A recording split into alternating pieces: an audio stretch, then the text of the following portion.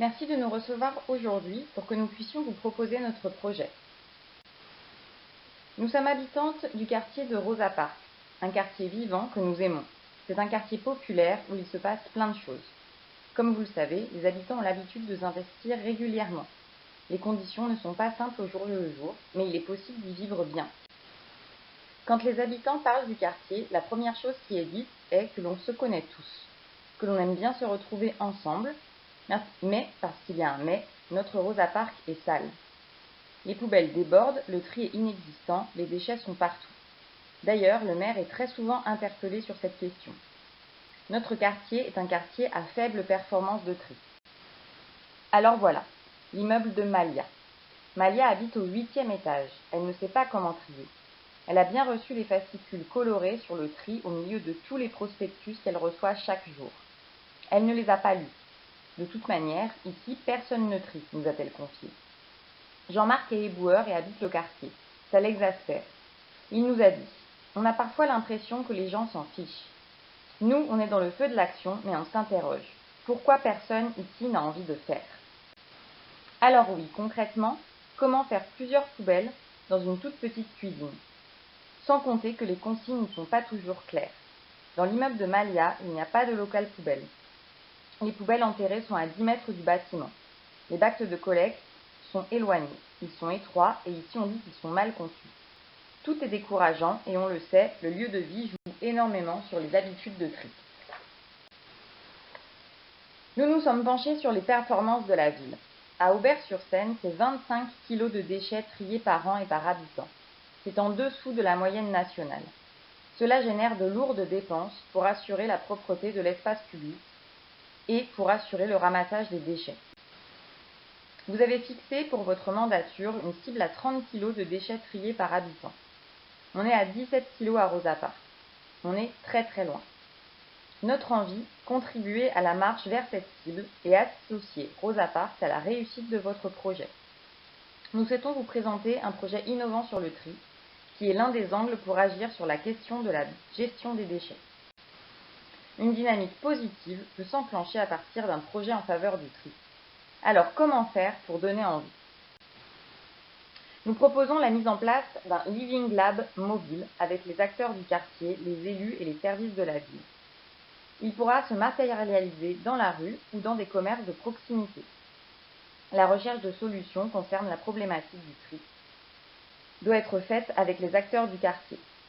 Construire un lieu propice à des échanges apaisés et constructifs grâce à la présence d'animateurs formés et d'un aménagement de l'espace agréable.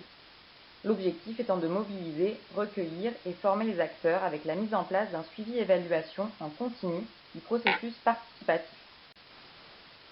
Les publics visés sont les habitants, les commerçants, les salariés du quartier, les bailleurs sociaux. Certaines personnes pourront être présentes très régulièrement et d'autres plus ponctuellement. Tous les acteurs du quartier doivent se sentir légitimes pour prendre part à la concertation. Il nous faut créer un climat qui puisse permettre la reconnaissance de la divergence de points de vue. Nous construirons une feuille de route partagée avec tous les acteurs impliqués. L'objectif étant de trouver des méthodes qui mettent en action le groupe et permettent de développer la créativité. Nous nous appuierons sur les outils de l'intelligence collective et de l'éducation populaire en utilisant les techniques participatives et en valorisant les compétences de chacun. Les outils de participation à proprement parler peuvent être classiques ou innovants. La concertation peut également être orientée vers un public plus large avec des micro-trottoirs dans le quartier ou sur les marchés. Tout cela mis en œuvre par les acteurs engagés dans le processus. L'insertion d'un projet participatif sur le territoire s'appuie sur les méthodologies de projet et d'innovation. Il s'agit de s'adapter au territoire pour répondre aux enjeux et aux besoins locaux. Il est important de faire une présentation claire des objectifs au public visé. Les élus doivent s'engager à suivre les recommandations citoyennes. La volonté, à la suite de l'évaluation, est la diffusion de la démarche participative et des solutions trouvées. Une attention particulière sera accordée aux personnes handicapées et aux personnes ayant des difficultés avec la langue française. L'objectif est également une diversité intergénérationnelle. Les réseaux sociaux seront utilisés pour relayer l'information sur la démarche participative, mais peuvent également permettre à ceux qui ne peuvent pas se déplacer de pouvoir participer. Concernant le calendrier, nous vous proposons de consacrer le mois de janvier au recrutement de notre collectif, puis 2 mois d'exploration et de sélection de solutions. 3 mois ensuite pour mettre en place un prototype, suivre, mesurer, ajuster, monter un dossier pour le déploiement.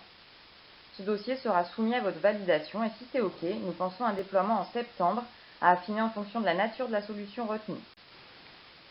La gouvernance s'appuie sur l'expertise usagée au service de l'intérêt général. La contribution citoyenne est prévue à chaque étape du projet avec la mise en place d'un groupe de pilotage citoyen tous les mois. Le Living Lab mobile et les diverses rencontres laissent l'occasion aux parties prenantes de questionner les propositions de solutions et de construire collectivement. Le groupe a tiré parti de la diversité et de l'envie de faire ensemble. Nous identifions 3 points de vigilance à anticiper. Trouver un lieu adapté à nos réunions. Nous pensons demander aux Grecs de la rue Gambetta. Soigner le recrutement de notre collectif et bien définir avec vous les modalités de validation et de décision pour être transparent vis-à-vis du collectif et des citoyens. Pour nous, ce qui est clé, c'est de constituer un collectif de personnes influentes dans le quartier. Personnes qui ensuite auront envie de mobiliser leur réseau.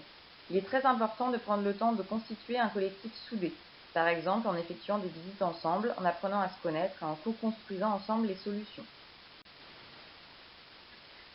De quoi avons-nous besoin? De l'aide des services techniques pour réaliser le prototype. C'est surtout pour la phase de déploiement que nous aurons besoin du soutien de la ville, pour d'une part l'industrialisation de la solution retenue et d'autre part pour communiquer. Au-delà, nous avons besoin d'un portage politique de votre part, soutien indispensable pour rendre la démarche crédible. Si nous devions retenir un seul mot pour illustrer les bénéfices de notre démarche, ce serait fierté.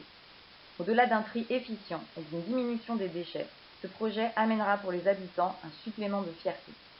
Fierté d'avoir construit, d'avoir écouté, fierté de contribuer à l'effort écologique, fierté de faire collectif autour d'un sujet. Et c'est notre fierté qui sera le moteur d'un changement durable des comportements. Merci de votre attention.